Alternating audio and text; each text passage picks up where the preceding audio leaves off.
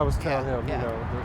and I guess it was kind of like you say before the time people did like raves, because I was always told that you could come out of the island at 2 o'clock and you'd go over there Go and the across party the street, yeah. go across the street, because that party was going to go on until 3 or 4 in the morning. Right.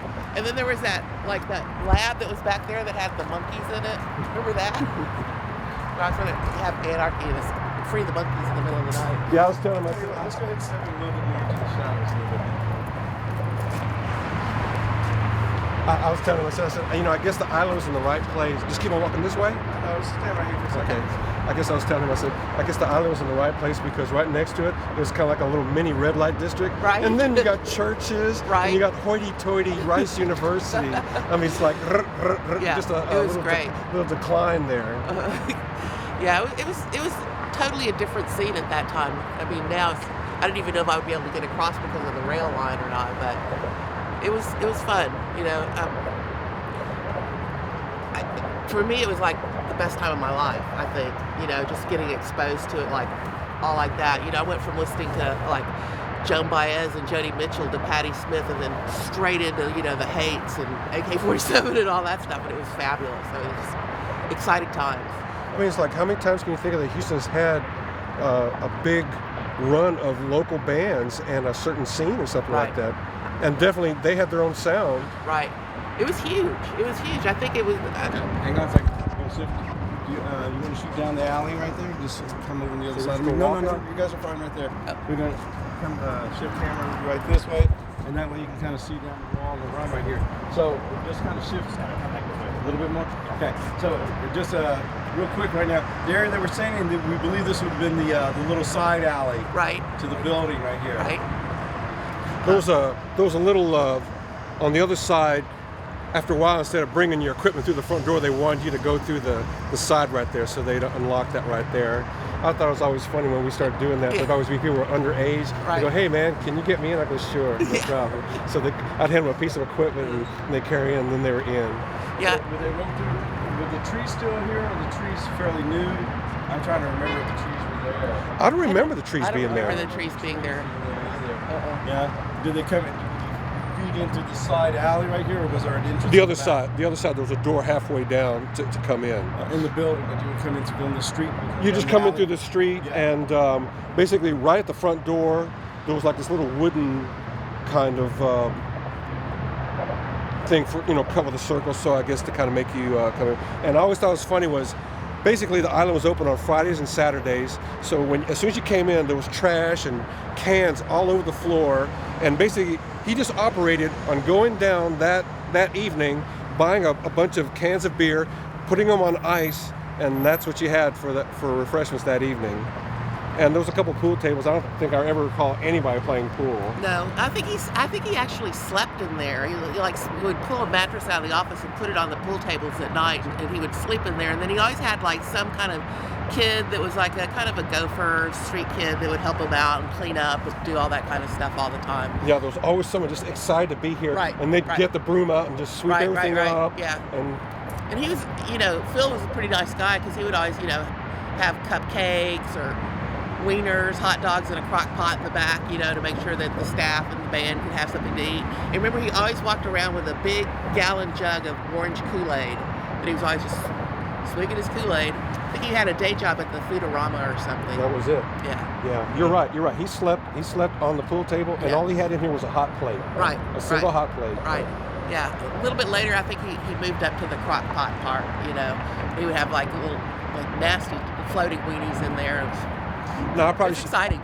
I probably shouldn't be telling you this story. There was one time we were playing, and the fuse box, which was right to the side of the stage, it caught on fire, and Phil ran and got a bucket of water, and he was fixing to run up there and he thought he was going to put the fire like that. Luckily, Ted jumped in front of him. He goes, "No, Phil," and his feelings were hurt. Like I'm trying. But Kat here, she was a bartender here, and she has the distinction of contacting me, and she was also working at the Caravana Club, which is down a reggae club down in the Rice Village. And she said, "Hey, I'm going to approach them and ask them if they have Monday nights have punk bands play." So we got to go over there and play. Yeah, it was fun. And there was enough bands and enough people that were interested that it it was successful all the time. You know, Friday and Saturdays were always full here. Mondays we always had a pretty good crowd over there. Just good, clean fun. And what I thought was funny was there was some bands, I guess they might have seen the light of day if they hadn't, I guess, been so dysfunctional. But there would be like there'd be maybe one or two bands say, hey, we want to open up for you guys. So I'd book them to open up for us at the Caravana. And right before they were supposed to go on, there'd be a fist fight going on. And I'd find out, well, that band just broke up. So you guys are the only band playing tonight. Yeah, that was pretty funny. I remember one time on one Monday night at the Caravana, I think Karaoke had a band called I'll Be on the Phone to You. And so every night I would write like the name of the band that was going to play the next week. And so I wrote I'll Be on the Phone to You. And then I go up there and open up and Ken's like, what are you doing here? I said, well, the band's going to play. He goes, well, you never called me and told me who it was going to be. And I said, it's going to be I'll Be on the Phone to You tonight. But it was pretty good. Do you want to step back, or am I still out of camera? Yeah. Cool. Did you guys have when you first walked up? So you guys knew each other from the island you worked. Yeah. Okay. What years were that? I'd say like 80, 81. Yeah, because it was the second lineup with the Hates. Right. That's when Lawrence was the drummer and Paul was Right. the bass player. Right. And I haven't seen her since then. Yeah, just every once in a while, you know, in passing. I saw you once grocery shopping with your mom about 20 years ago Oh, in that's the great. Fiesta. And I thought, it's so sweet. My mother used to work in the medical center in the evenings. She worked during the day at the courthouse. And one thing I always regret was she never got to see the Hates play. Oh, So she would tell me that she goes, I was going from one job to the other and I saw you. She'd drive down the street and she said, I saw your name on the marquee. that's pretty cool. That's very cool. But I guess it started as the island venue, like in 1980, you think? It started in 1979. 79. I was telling him that it was called Paradise Island. Paradise Island. And I would refer to it as Parasite Island. Yeah. And he did not, and that made it even worse for him because he did not want that kind of distinction. Right. So I was told that was another reason why he felt like he called it the island. Right. So people would stop doing that. Parasite Island. Yeah, because I remember when we first came in the first time to take a look at the place and, you know, start to change it around and stuff with Richard, there were like fake palm trees and big plastic parrots everywhere, and, you know, it was pretty funky. You know? I was telling how the audience slowly destroyed all that stuff over the years coming to performances. Yeah, and then we went in and painted the floor the black and white check, and I think did zebra stripe on the bar to try to make it a little more cool, exotic, or less exotic than the monkeys and the parrots. So, but it was, you know, it was a total group effort. It felt like, I mean, it just really felt like a family. You know, I mean, like all these bands. You know, I wasn't a musician; I was just working there, but it was just so wonderful to see everybody. You know, all of us about the same age, babies. You know, just having fun and putting this together and making it work and stuff. You know, and running the bar was pretty lucrative. I mean, for maybe an entire year or 2 years, I only worked on Friday and Saturday nights. You know, and still was able to pay my rent and do all that kind of stuff. And it was a blast. It was a blast. So, Kat, well, we still have Christian here. Do you have a memory about the Hates and performance at the island? Something about a night in particular?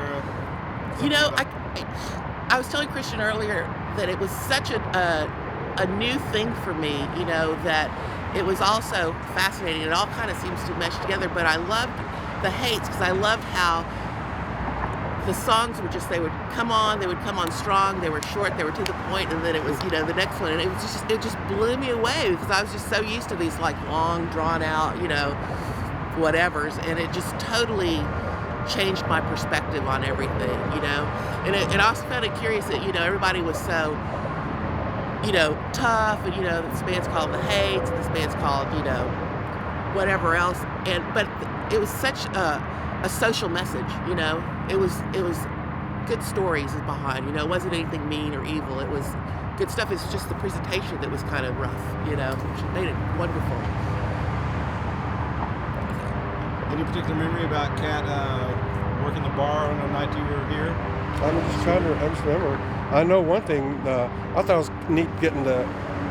I thought New Year's, 79 New Year's was really fantastic. Hang on a second. Okay. Okay, cool. We're safe. They didn't Okay. spot us. No, I guess I gotta apologize. Then I guess I don't have no war story on something like Right. that. She was just pleasant, and she was. Except you we know, did have a big giant dowel rod, and when people would act up at the bar or like pretend like they were going to steal our tips or something, we would like take the rod and just slam it down on the bar really hard. So that was like our kind of like punk rock contribution There to you that. go. And my bartender mate Andrew was, he was a hippie, so that was pretty funny too. That's what I was telling him. I said, really, it's funny that I guess this thing's all based on the punk rock scene, but really I was telling him that there was really a lot of hippies here at Yeah. first. There wasn't that fashion, the stylized look of punk rock now. Right. And to me, there was nothing wrong with that. It was just a blending of the counterculture. There was people that were really artsy-fartsy, but Right. there was definitely a lot of hippies. There was definitely a lot of people with beards and long hair. Right. And we used to always laugh at the people that would come in from the suburbs, all with the sprayed-on colored hair and stuff. So it's not real, coming in for the weekend from the Woodlands or something. It was pretty fun. They really wanted to have the look. They And did. there They was tried too hard. And there was tons of them. They tried way too hard. Is there anything else? Cool. All right. Thank you so much. No, thank you. Oh man, this is great.